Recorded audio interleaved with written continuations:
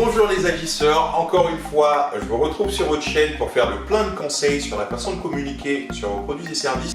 Aujourd'hui, nous allons parler du livre de la semaine de 4 heures de Tim Ferriss qui vous explique comment changer les règles de votre marché. Et l'histoire que je vais vous conter nous vient du célèbre ouvrage de Tim Ferriss, la semaine de 4 heures.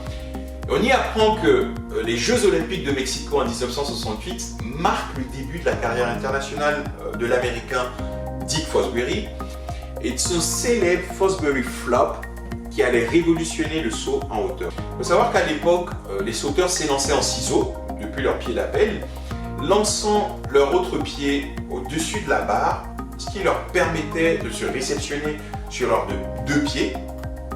Fosbury, lui, opta pour une technique bien différente. Il courait de toute allure jusqu'à la barre et prenait appui sur son pied droit extérieur en opérant une pirouette pour se présenter dorsalement. Les spectateurs accompagnèrent chacun de ces sauts d'un olé retentissant. Donc il passa toutes les barres jusqu'à 2,22 m. En 1980, 13 des 16 finalistes olympiques à la hauteur utilisaient le Fosbury Flop. Comprenez que quand vous osez tuer les vaches sacrées et remettre en question les hypothèses de base, vous innovez en matière de solutions. N'ayez pas peur de remettre en cause le statu quo. D'ailleurs, dans votre business, posez-vous cette question. Sur quoi les concurrents mettent-ils l'accent alors que ça ne vaut vraiment pas le coup? En exemple, on a les restaurants sans serveur. Donc vous passez vous-même votre commande et vous allez la récupérer.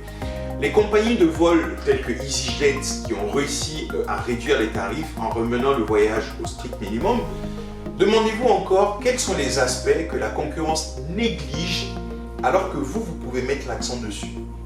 Exemple, une société qui décide d'élever son service après-vente à un niveau d'excellence alors que la concurrence néglige justement cet aspect-là. Vous avez compris qu'il ne faut pas hésiter à redessiner les frontières.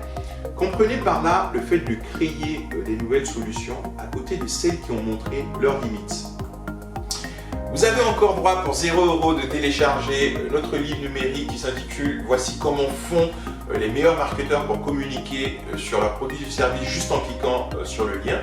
Vous le retrouverez dans les ressources. Et n'oubliez surtout pas que nous sommes sur la chaîne des agisseurs. Donc les conseils que vous recevez, appliquez-les au fur et à mesure dans votre activité pour avoir le maximum de résultats et d'efficacité. Je vous remercie et je vous dis à très bientôt.